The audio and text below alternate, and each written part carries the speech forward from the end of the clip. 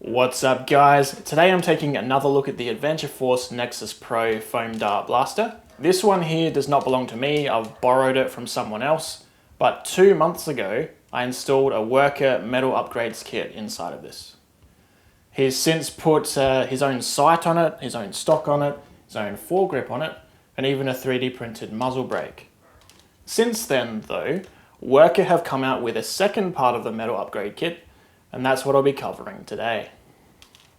The first thing I'll do in this video is remove all of these accessories, open the blaster up, and do a quick refresher of what's included in part 1 of the Worker Metal Upgrades kit. I'll then install part 2 of the Worker Metal Upgrades kit, which I've got here, describe what it does, and I think it's more of a durability and quality upgrade compared to part 1, which was a performance upgrade. And then to end things off, I'll install a Turf Ceda spring, which is pretty much the strongest spring this blaster can handle. Take it outside to Chrony it, and then I'll fire some shots at a target and see how accurate this thing is. Let's get into it. Alright, so let's start with removing all of these accessories. I've got a Jet Blaster Katana mag with a Nexus Pro adapter.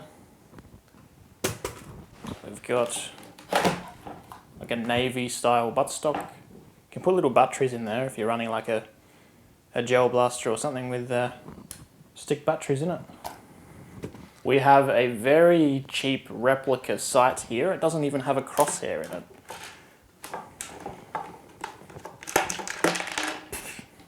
Yep, that's just for looks. It has a 3D printed top rail on here. I'm not sure why, maybe he prefers the black colour, but the part 1 of the worker kit came with a red metal one of these. It should now slide off. There we go. And this front muzzle is just a friction fit. And turning this over, we've got another hex. Is it the same one? Yep. Alright, now we just need to undo screws. 1 screw, 2 screws, 3 screws, 4 screws, 5 screws, 6, 7, 8 screws, 9 screws. Yeah, that's a better screwdriver. 4 screws in the grip. And 1 more screw hiding underneath the grip.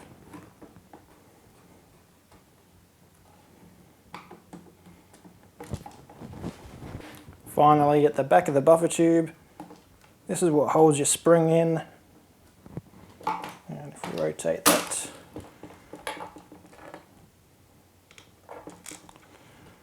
there's a spring. We'll be replacing that one with a turf spring. And on here he had a spacer. We won't be using that anymore with the turf spring either. That'd be way too hard to compress. And I've just been reminded this thing has annoying tabs that you have to get underneath.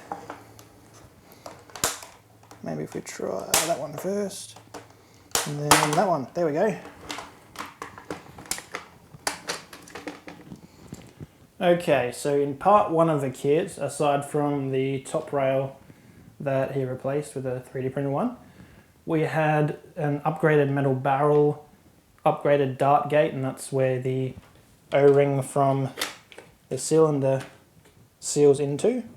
The difference between the stock setup and this one is it actually seals into the barrel. So between here and the barrel, there's no air leak in this upgraded kit, compared to the stock setup, which is just frankly appalling. Now in this box of tricks from Worker, we actually have quite a bit of metal parts to replace today. Oh, so the first one that comes to mind here is we're replacing this priming rod, which is made of plastic, with fully metal. So there shouldn't be any flexing when we're pulling that heavy spring back. Should feel a lot nicer and easier to prime.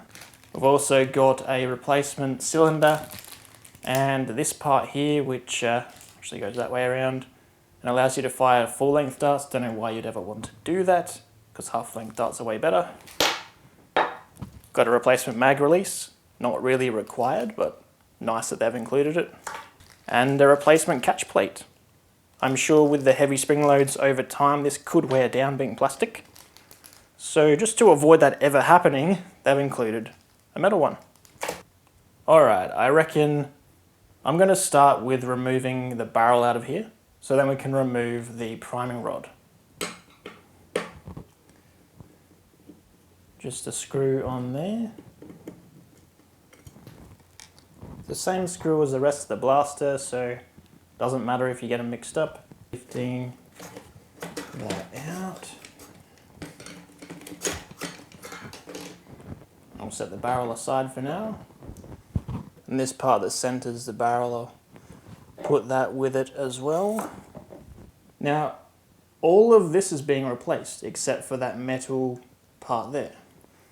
So let's unscrew this.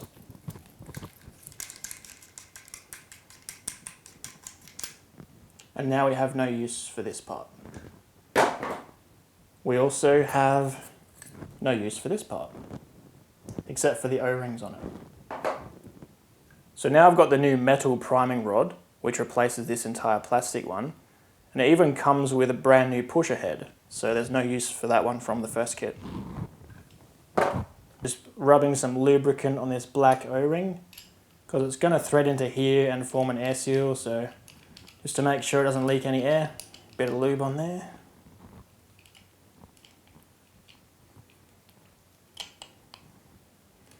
Perfect. And now from this extension piece, which allows you to fire full-length darts, or as I like to call them, double-length darts because no one uses them, just take these two O-rings off, because we'll be reusing them on the metal one.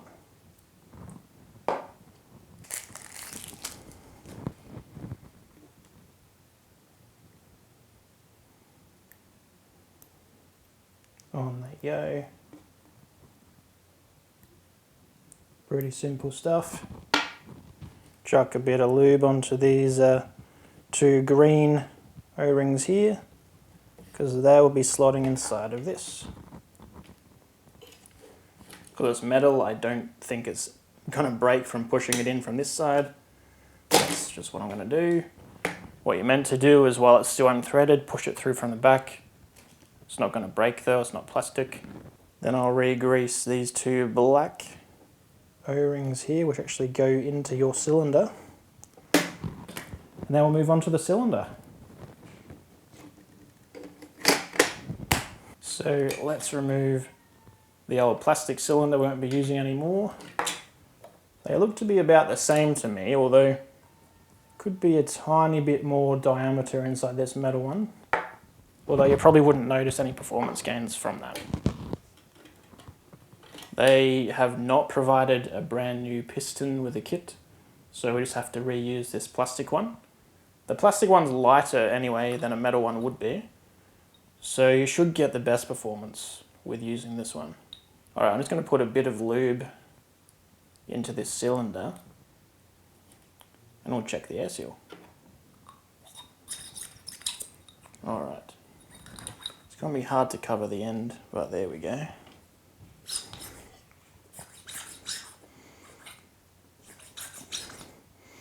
The seal doesn't seem to be perfect. We'll see how that performs when I actually shoot it over the Chrony. This metal catch comes with its own spring, so there's absolutely no reason to get this plastic one. Spring goes on there. And that's how the catch goes in. When you pull that trigger, it pushes the catch up. Final piece, probably not mandatory, but kind of cool that they've included this. It's a metal replacement mag release, and I have no idea what this white plastic bit's for. So I'm just going to ignore that white plastic piece. Put that spring on there.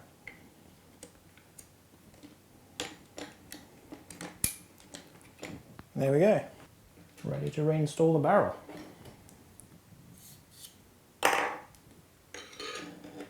barrel just slides through.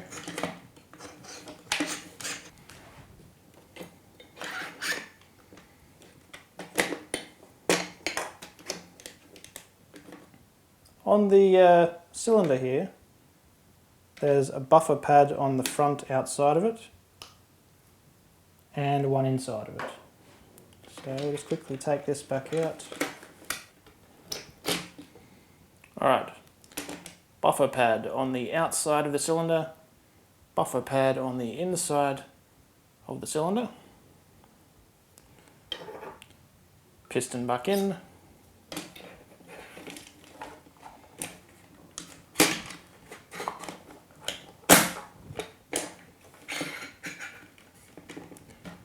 And now catch back in.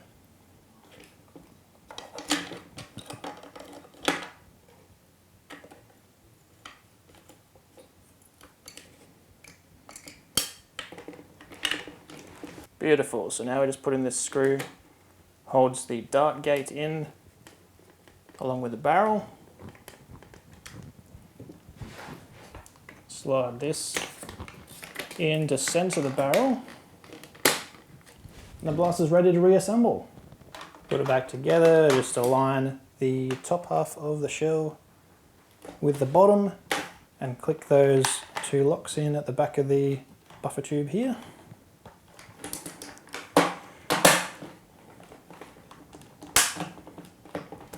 Now just do up all the screws.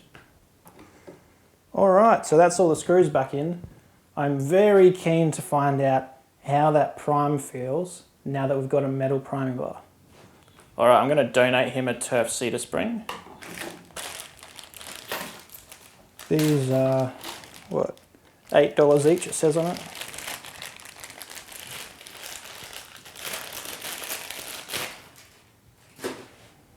Stick that in. Put this end cap back on.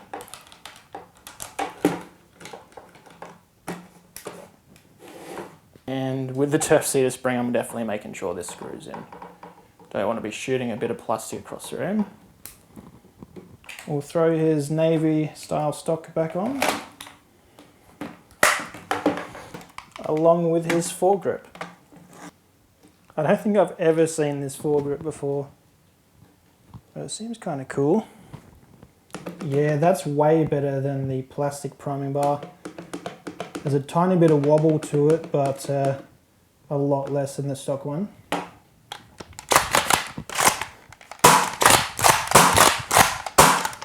Yeah, that feels a lot nicer, even with a Turf Ceda spring. Alright, I'll just put the rest of his accessories back on, including this Picatinny rail. I won't be using his sight though, he can have it back, but when I do the actual accuracy test, I want to use a real sight, not one that's just a bit of plastic with no reticle. Alright, to the field. Okay guys, I'm here at Battle for Waterloo now. I've got the chronograph set up. I've got 10 Adventure Force Pro darts in a katana mag. And let's see how hard this worker kit for the Nexus Pro hits with a Turf Ceda spring installed.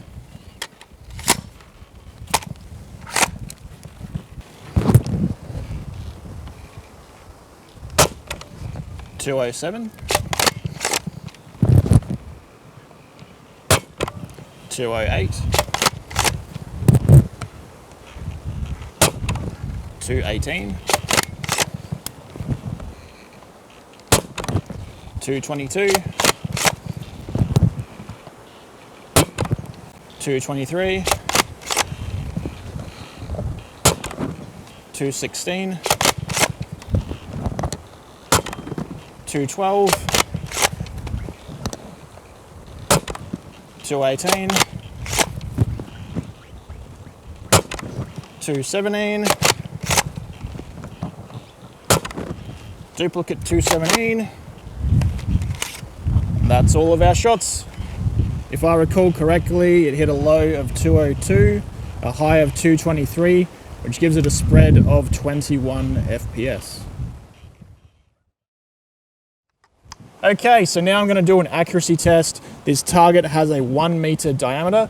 I'm going to be sitting 30 meters away. And a good foam dart blaster like this one should never miss a shot at this distance. I will be adding a worker rifled barrel to the front, which gives a bit of spin to the darts and improves accuracy. Let's head back there and see how it shoots.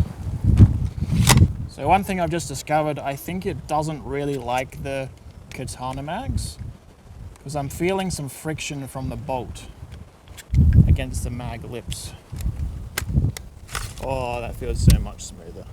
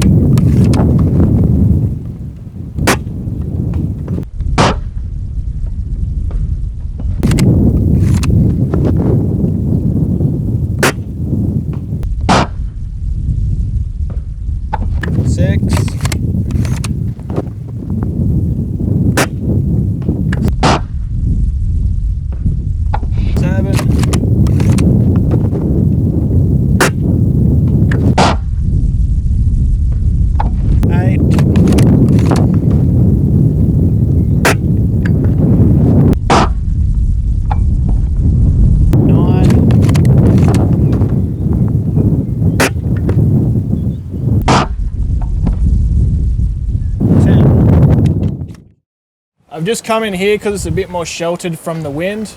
Overall, I think 9 of those shots hit. I'll put the results up on the screen. I didn't see if that 10th shot did hit or miss. But overall, I'd say the accuracy is pretty good for what this is. There is a reason that I don't own one of these, and it's a bit too weak for the wars that we play with 300 FPS. But if you're in the market for something that does around 200 FPS or slightly more with the Turf Ceda spring, this is definitely a strong contender and cheap. That's all for this video, guys. Thanks for watching, and I'll see you on the next one.